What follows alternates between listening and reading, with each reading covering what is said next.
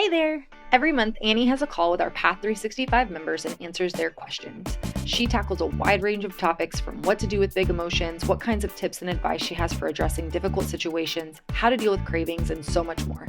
Listen in as she does some real-life coaching for our Path members.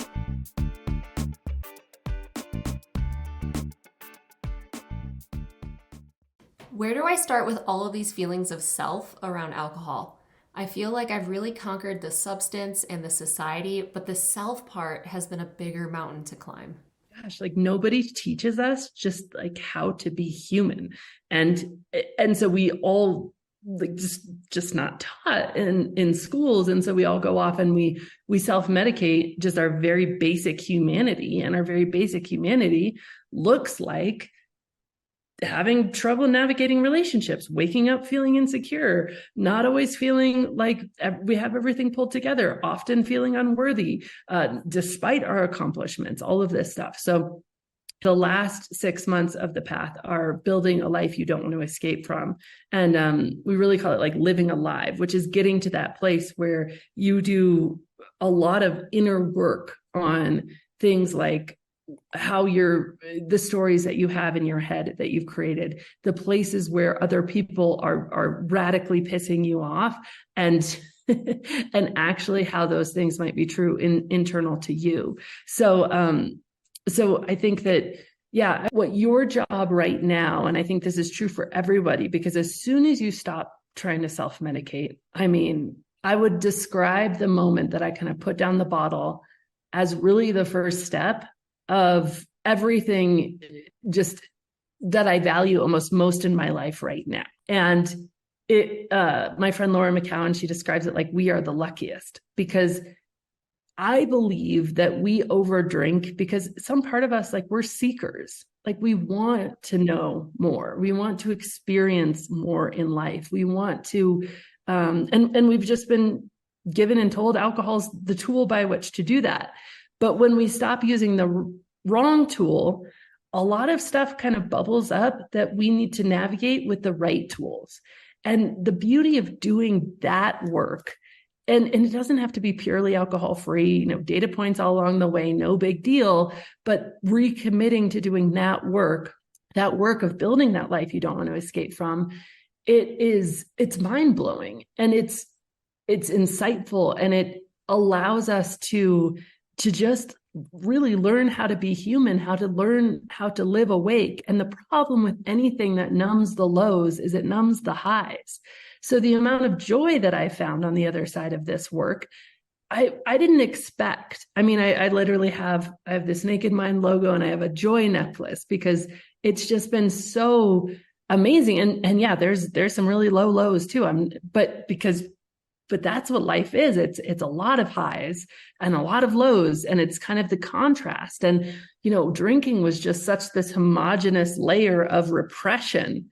And when we mute the pain, we mute the joy. So all of a sudden you start to come into these moments of joy, and also these moments of, wow, I actually am dealing with a lot of stuff, and I'm feeling a lot of stuff that I didn't even think I would be feeling. I don't know how to navigate this. And the confidence that comes with learning how to go on vacation without drinking, how to be present with your kids without drinking, how to navigate social anxiety without drinking. And then you realize, wow, I had that all inside of me to begin with. It becomes this just like really incredible journey that isn't kind of straight up or to the right. It's very meandery and very beautiful and very edge of our comfort zone a lot of times. But like, I don't know a single person of the thousands and thousands of people who have gone through this process who would look back and be like, yeah, I kind of wish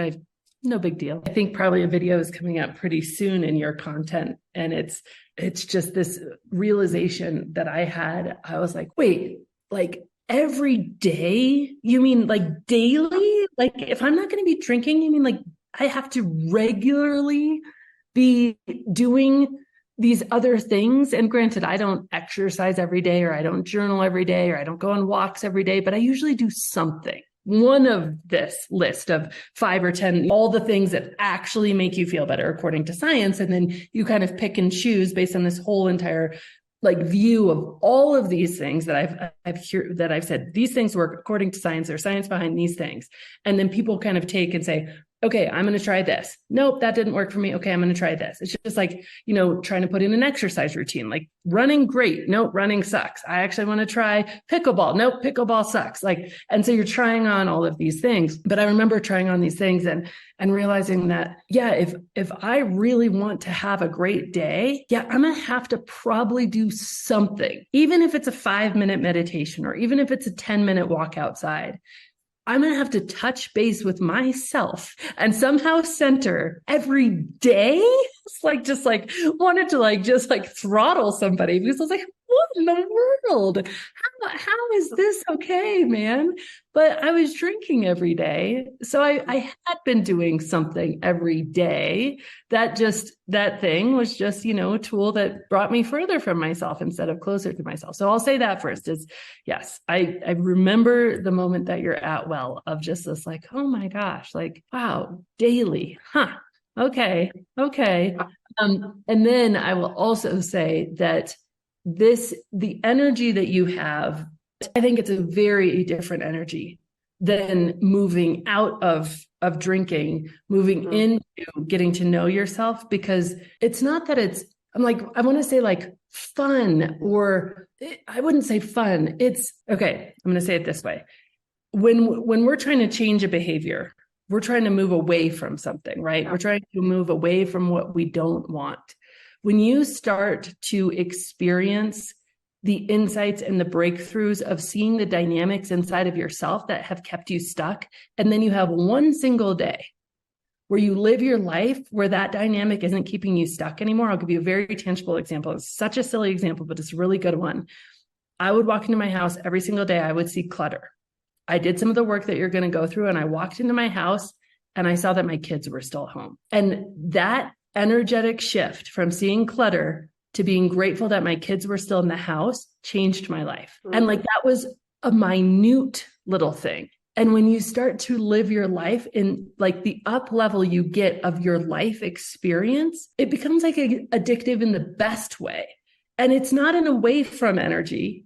Once you get into it, and once you have just a few of these little breakthroughs of you take this belief you've had that's been causing you drama that you haven't even seen, you throw it away, you replace it with a story that actually provides you joy and peace. And all of a sudden you're on this toward thing. What normally happens is people can't get enough. They're okay, I know I'm doing this work over here, but give me those 5 books you said to read, because I want to read all those too. And so it really does have a different energy of oh no, this is why I'm actually here. I'm actually here to figure out how to be incredibly joyful in this life and how to be incredibly present in this life. And all that stuff of putting the substance away. Yeah, that was the first step, but this is the journey. And we get to really love the journey. So I know it can feel like it might be more of the same, but I'm here to say it's not the same. It's a very different, very hopeful next. Just to be as cliche as I can possibly be at the risk of being super cringy, you're entering the biggest love affair of your whole life, and it's with yourself. And there's nothing you want to do more than become closer to the one you love the most.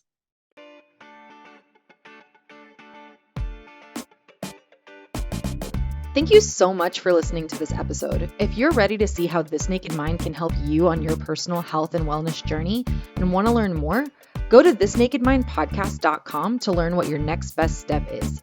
Again, that's thisnakedmindpodcast.com. We have all of our free resources, programs, social links, and more available for you there. Plus, if you have your own naked life story to share, you can submit it there as well. Until next week, stay curious.